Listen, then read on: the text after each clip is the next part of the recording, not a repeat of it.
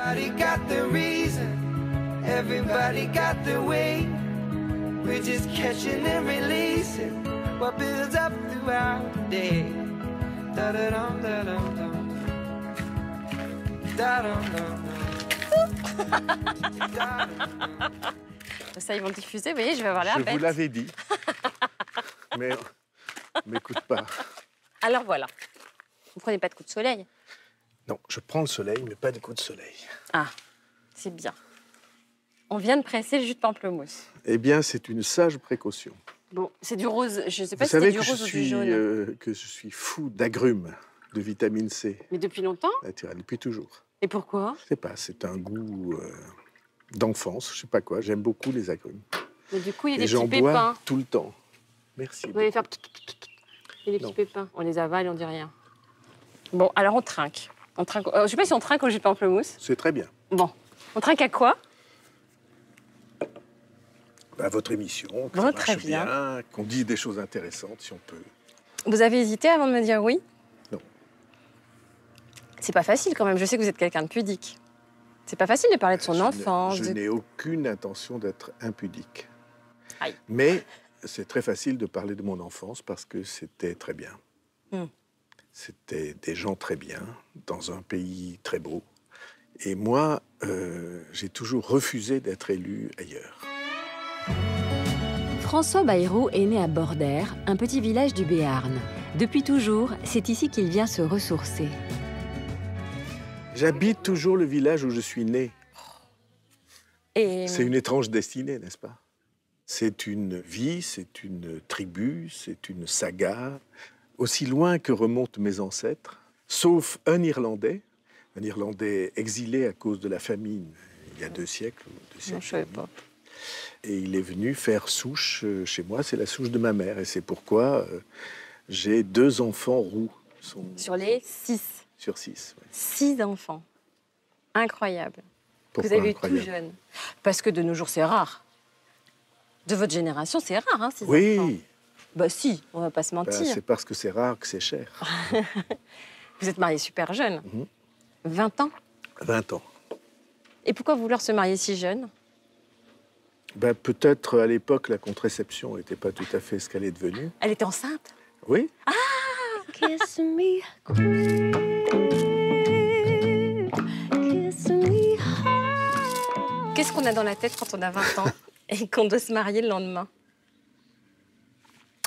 Moi, j'avais rien de particulier dans la tête. Je trouvais que c'était une aventure assez drôle, un peu surprenante, inattendue.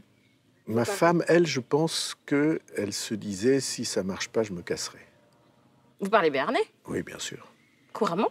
Oui, bien sûr. J'ai toujours parlé en béarnais aux bébés et aux animaux. Qu'est-ce que vous leur dites? Les petits mots amoureux qu'on dit aux animaux. On dit des petits mots. Alors, imaginons, je suis votre jument préférée. Vous êtes sûr que vous allez passer ce passage-là? Parce que, là, donc, vous n'êtes pas ma jument préférée. Bah, imaginons. J'aimerais bien savoir ce qu'on dit comme petit mot à sa jument préférée. Ben, on dit, tu es belle, Ah oui? tu es charmante, tu vas être une championne. Alors, ça fait quoi en béarnais? Qu'est-ce Beroy, qu'est-ce Esta, qu'est Bas Gagna, tout ce qui... Bas Boule et Gagna, toutes ces choses. Rien ne prédestinait ce paysan du Béarn à créer son propre parti, à devenir maire de Pau, député européen et candidat à l'élection présidentielle. Vous n'étiez pas super bon en classe, je crois, quand vous étiez petit. Enfin, vous étiez pas bon super sans travailler. travailleur. Voilà. Vous étiez bon sans travailler. Marie-Gabrielle Moncey connaît François Bayrou depuis 1961, à leur entrée en classe de 6e. Elle se souvient d'un petit garçon qui sortait de l'ordinaire. Il était plus petit que nous puisqu'il avait un an d'avance quand nous sommes rentrés en 6e. Mais étonnamment, il avait une richesse intérieure et des connaissances que nous n'avions pas. Il avait toujours une idée sur quelque chose et c'était assez étonnant, assez passionnant. Je crois que les professeurs voyaient en vous une rébellion qui n'existait pas, c'est ça? Je pense que j'étais collé parce qu'ils voyaient dans mon regard une insoumission, on va dire. C'était pas toujours vrai, mais de toute ma vie, je n'ai pas pu respecter la puissance affichée, les galons sur les épaules. Je n'ai pu respecter que les gens que je voyais sous les galons. Et je pense que ça se voyait dans mes yeux. C'est-à-dire que vous êtes rebelle au système établi, au caste. Je suis rebelle au caste et je suis rebelle aux gens qui estiment normal d'être supérieurs aux autres. À cause de leur argent ou de leur pouvoir. À cause de leur argent, de leur pouvoir, de leur situation, de leur nom, de leur histoire. Je suis incapable d'entrer dans ce jeu. Et j'étais incapable tout petit. C'est bizarre qu'un tout petit garçon soit comme ça. Mais de la même manière, j'ai jamais pu voir un grand s'en prendre à un petit sans sauter sur le grand. Et me faire casser la figure assez souvent. Mais vous y alliez quand même. Y aller, même quand on est sûr que ça peut mal finir, c'est une partie de moi-même. Vous mettez là le doigt sur quelque chose qui est vrai. Même en politique. En tout. Ça m'a joué des tours. À l'origine de son engagement politique, un sentiment d'injustice ressenti depuis l'enfance et qui ne l'a jamais quitté. J'ai souffert, sans doute, du regard des autres sur mes parents. Vous aviez quel âge? Tout petit. J'ai senti très tôt, instinctivement, qu'ils n'étaient pas respectés à la mesure de ce qu'ils méritaient.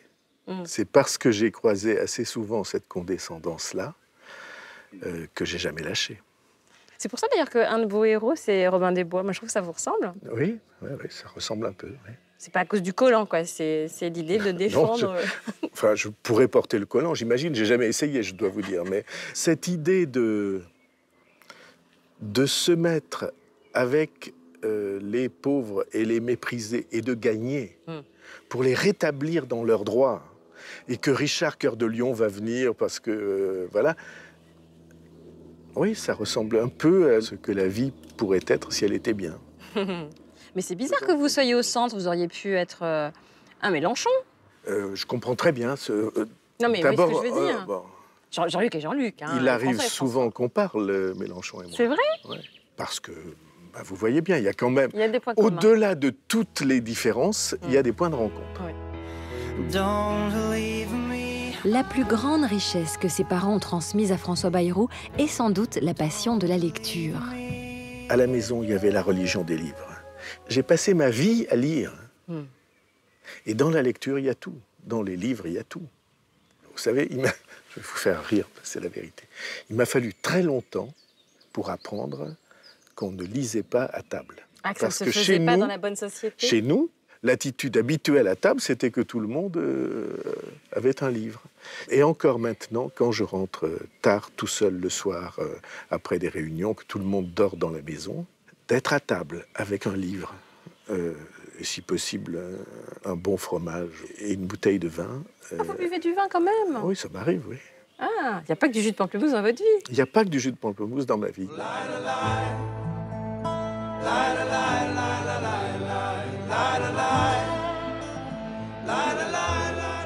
Il y a un talent que vous avez parmi d'autres, hein.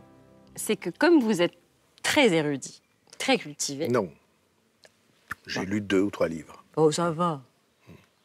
Mais non, c'est agrégé, oui, professeur pas... de français, latin, grec, voilà. vous avez écrit des livres, vous lisez toute la journée. Oui. Et surtout, on va voir qu'effectivement, vous avez lu 2-3 livres. Il paraît que parmi vos talents, François, je peux vous appeler François? Oui. Non, vous enfin, on ne s'est pas dit. Oui, mais bon. C'est mon nom. Oui, mais vous avez un statut aussi. Non, je n'ai pas de statut. On peut s'appeler François. Oui, bien sûr. Enfin, moi, c'est Karine. Pas François. Il paraît que vous connaissez les débuts de certains poèmes ou de certains livres. Oui, pourquoi les débuts? Oui, je connais des poèmes par cœur, oui. Beaux endormis? Oui. Vous pouvez... Alors, parce que moi, je ne les connais pas, hein, donc je les ai fait imprimer. Est-ce que vous pouvez me dire... Mais vous aviez qu'à me faire confiance. Je fais la maîtresse, sans les lunettes. Alors, François Bayrou, Beaux endormis, c'est parti. Bose s'était couché de fatigue accablé. Il avait tout le jour travaillé dans son air, puis avait fait son lit à sa place ordinaire. Bose dormait auprès des boisseaux pleins de blé. Ce vieillard possédait des champs de blé et d'orge. Il était quoique riche à la justice enclin. Il n'avait pas de fange en l'eau de son moulin. Il n'y avait pas d'enfer dans le feu de sa forge. Bose était bon maître et fidèle. Je sais pas combien de... Je peux vous le faire en entier, oui. Oh, la vache, jusqu'au bout. Oui. Alors, les essais de... Alors, les essais de Montaigne. Oui. Ceci est un livre de bonne foi lecteur. Est-ce qu'il y en a une dont vous vous souvenez? Mon père, tout le temps, il disait que c'était le plus beau début de roman qu'il ait trouvé. C'est Salammbô qui dit c'était à Mégara, faubourg de Carthage, dans les jardins d'Hamilcar. Parfait. Votre père vous récitait des poésies? Oui. Il vous les apprenait? Tout le temps, oui. Pas qu'il me donnait des devoirs à faire, parce qu'il était très bienveillant et libéral dans sa manière de transmettre les choses. Et très affectueux, en fait, sous des dehors un peu bourrus. Quand on faisait le foin, il me faisait réciter des poèmes. Et il parlait d'histoire, et voilà. Mais vous aviez quel âge? Tout petit. Tout petit. Lorsque mon père est mort, il s'est tué dans un accident du travail. C'était vraiment très, très lourd, très méchant. Je suis entré dans sa chambre et sur sa table de nuit, il y avait l'Apologie de Socrate de Platon et Réflexions sur la question juive de Sartre.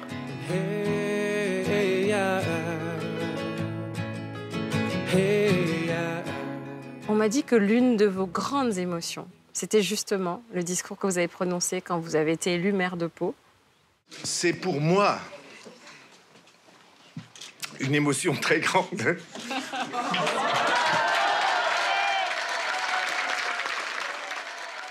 Alors, qu'est-ce qui s'est passé pour que cette boule d'émotion remonte? De toute façon, rien que de l'évoquer, vous avez les yeux qui brillent. Il s'est passé une chose très, très simple. Je suis entré dans la salle où tout le monde était, comme vous savez, le soir de victoire.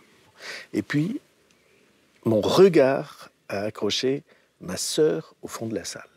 Là, tout d'un coup m'est remontée une phrase de Marcel Pagnol que j'aime beaucoup.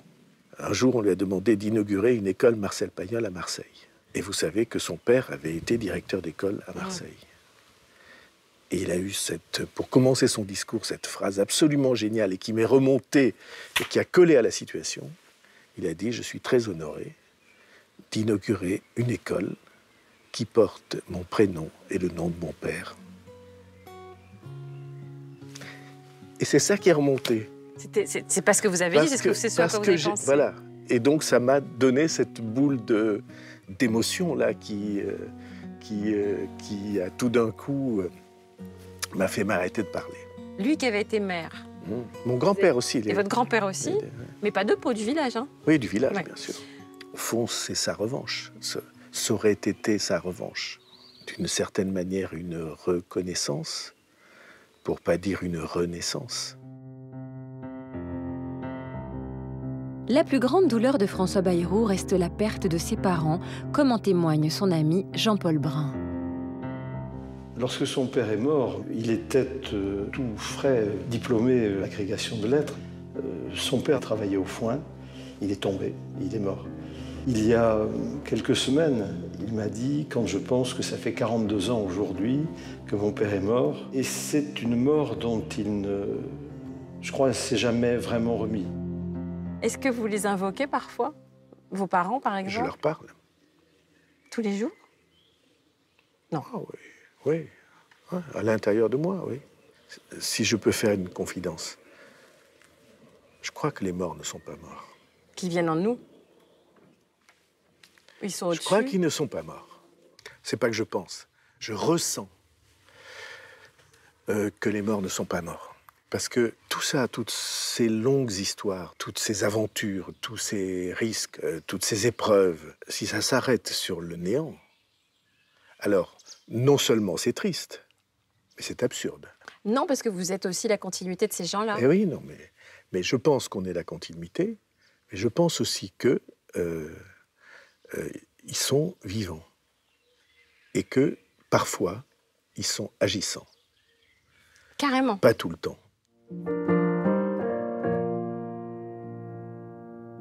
Si bientôt vous êtes élu président de la République et que je vous permette de téléphoner à quelqu'un, vivant ou mort, la première personne à qui on a envie de dire... J'ai pas besoin de téléphoner. Bon, alors... Ils sont tous au bout du fil. Bon, nous allons passer au salon. Si vous le voulez bien. Allons-y. Et je vais prendre la carafe. Hop. Alors, venez. Et guidez-moi. je vous guide jusqu'à l'entrée. Sans vous casser la figure, Oui, parce ça que suffit. Hein. Vos Ce talons petit esprit méchant. sont des échasses, donc c'est un Mais risque. j'essaie d'être en fille. Sentez qu'il y a des gouttes d'eau. Ah, ben voilà, on rentre au bon moment. La personnalité et le parcours de François Bayrou ne seraient sans doute pas les mêmes s'il n'avait pas été confronté à un trouble de la parole dans sa petite enfance. Et on l'appelait Shex, c'était son surnom. Comme il avait son problème de bégaiement et qu'il n'arrivait pas à dire Shakespeare, ben écoutez, Shakespeare, et c'est resté. Il n'en a jamais parlé, il en souffrait certainement. Vous étiez un grand orateur quand vous étiez enfant. Oui. C'est vers 6-7 ans, c'est ça? Et un jour, le bégaiement, je ne sais pas si on dit vous a frappé. Oui, Ça a duré longtemps. ça dure encore. Ça s'entend plus. Non, mais enfin, moi, je sais que... Ça veut dire que quand vous anticipez encore les mots avant de me Oui. les dire? Je vous sens tellement spontané. Eh ben oui, mais être spontané, c'est-à-dire traduire de vraies émotions, ça n'empêche pas de trouver les mots qui s'accordent et qui ont la belle musique. Et qui, oui. En quoi ça vous a construit? Tout ça, c'est des blessures. Hein. Ça vous donne une attention aux autres qui fait que, en tout cas moi, il m'est impossible de me moquer d'un faible. D'un fort, oui. Au fond, vous êtes un résilient. Je pensais que c'était l'ascenseur social, mais c'est pas que ça. En fait, vous êtes un résilient. Vous avez pris force, comme un marchepied, sur chacune des blessures que vous avez traversées enfant. Et adulte, ça arrive, les blessures de l'âge adulte aussi. Hein. Oh, ben là, c'est l'amour. Pas seulement, mais Les trahisons. la politique, voilà. Mais ça, vous les avez cherchés. Quand on rentre en Non. politique, on sait qu'on va être trahi.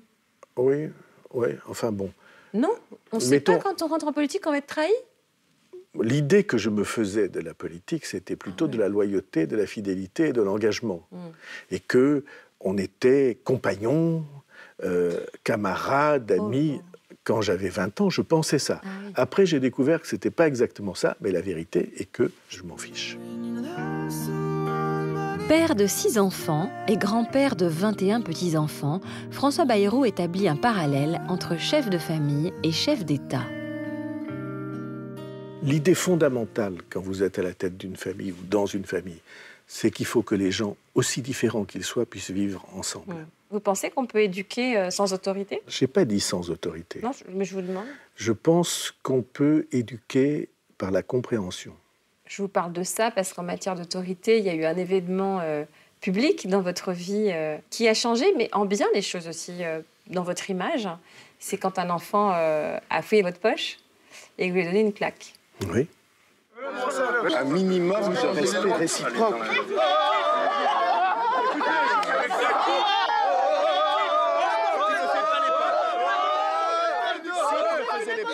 J'étais candidat à l'élection présidentielle. Donc D'accord. on avait une réunion avec la maire de Strasbourg qui s'appelait Fabienne Keller à l'époque. On sort de la mairie, il y avait un attroupement. On était montés dans la voiture. À ce moment-là, jaillissent des insultes à Fabienne Keller sexuelles horribles. Et donc mon sang n'a fait qu'un tour. Et donc je suis descendu. Je suis allé droit à ce groupe. J'ai dit: on ne parle pas comme ça aux femmes. C'était quoi, genre salope, tout ça? C'était pire. Pute? Et donc, non, c'était pire. Et ça donc, peut être pire. C'était très tendu. Et tout d'un coup, machinalement, comme je fais, je passe mes... Je sens, je trouve la main d'un garçon dans ma poche et je lui ai donné une claque. Pas une claque méchante, hein, une tape. Et donc... Puis il y avait le père qui était à côté. Et le père qui était là, qui était le responsable de petit groupe, qui m'a dit: chez nous, on ne tape pas les enfants. J'ai cru qu'on allait avoir un affrontement physique.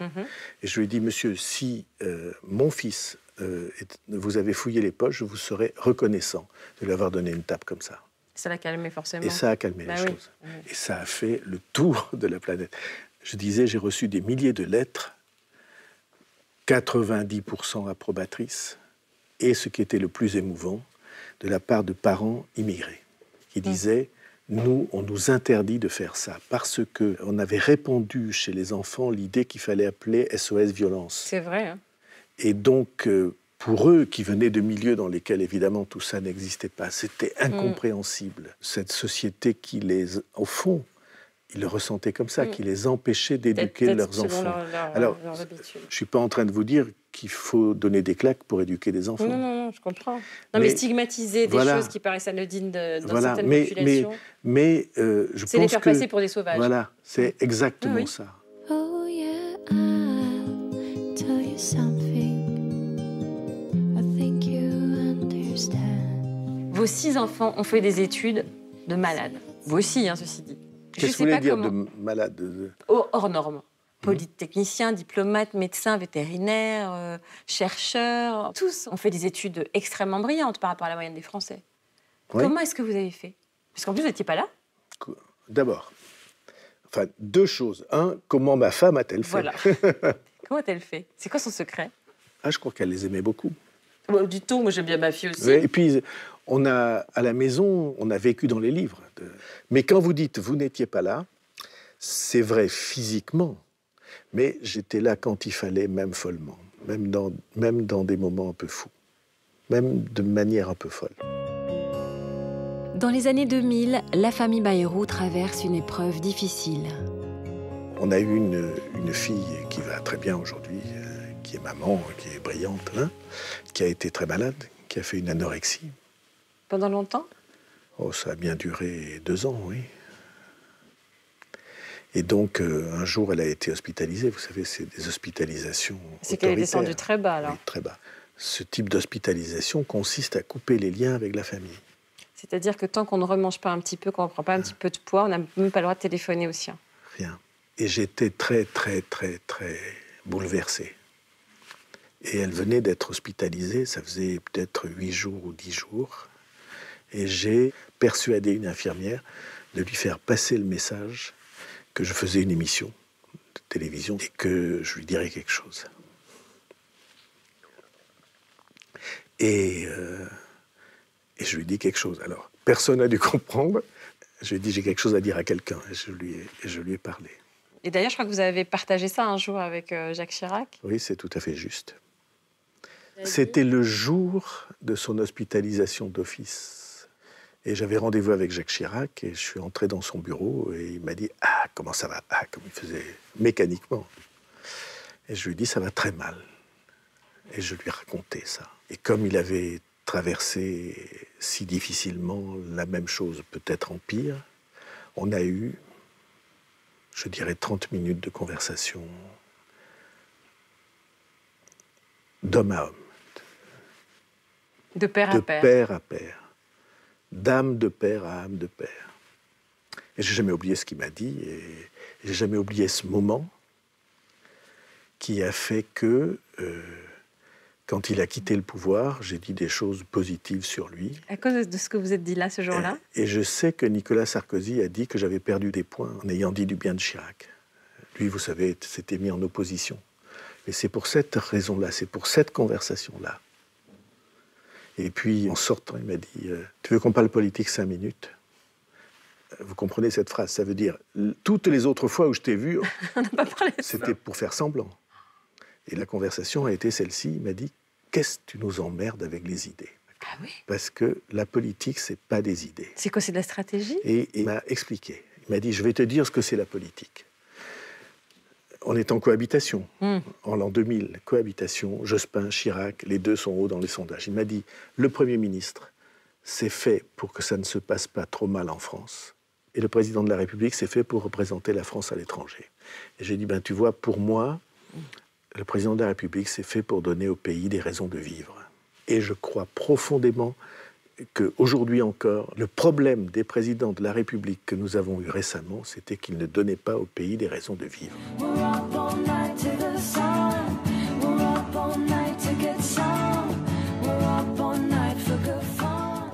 Je voudrais que vous me parliez d'amour, François.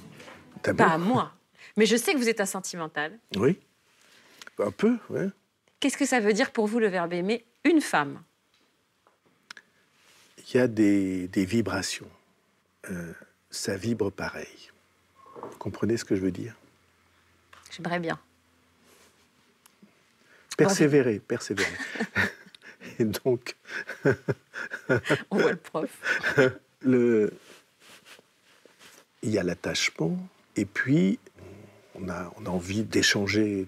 C'est ça, aimer, trouvez pas? C'est l'échange. Bah, il y a des fausses notes. Hein. Oui, enfin, ceci en tout cas est mon opinion, et je la partage en tout cas avec moi-même.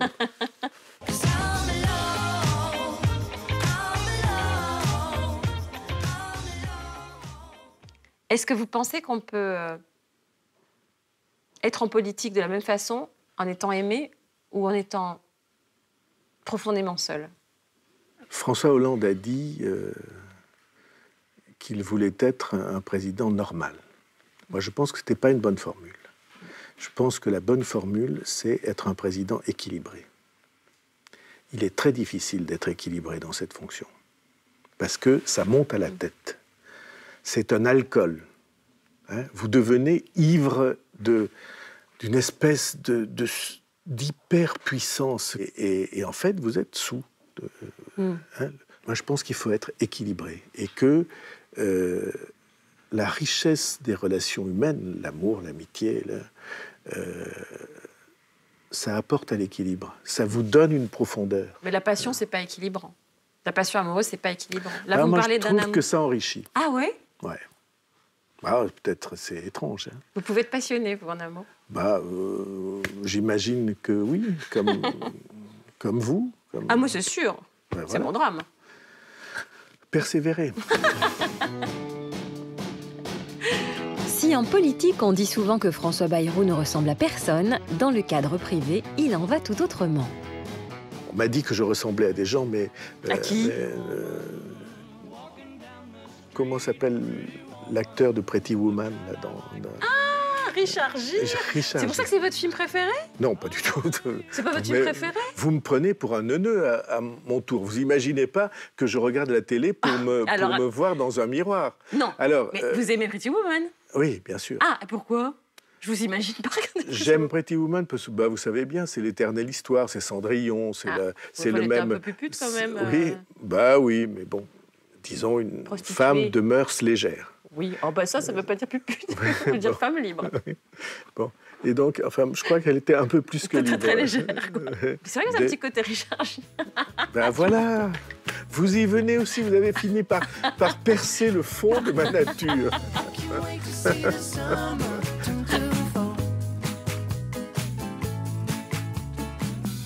Juste pour conclure, François, si vous deviez choisir ce qui est impossible, vous vous sentez plus homme politique ou agriculteur aujourd'hui, à l'aube de vos 65 ans?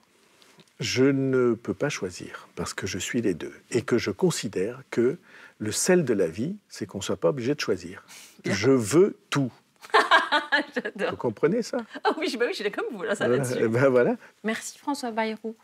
Merci à vous. Ça va, c'était pas trop douloureux cet exercice? C'était très bien. Bon, parfait. J'aurais bien fait 1 heure de plus. Ah mais... oui, alors ça, les hommes me disent toujours ça. J'ai toujours bien fait 1 heure de plus. Vous parlez de quel genre d'activité humaine? Persévérer, François. We're just catching and releasing what builds up throughout the day. Da-da-dum, da-dum-dum.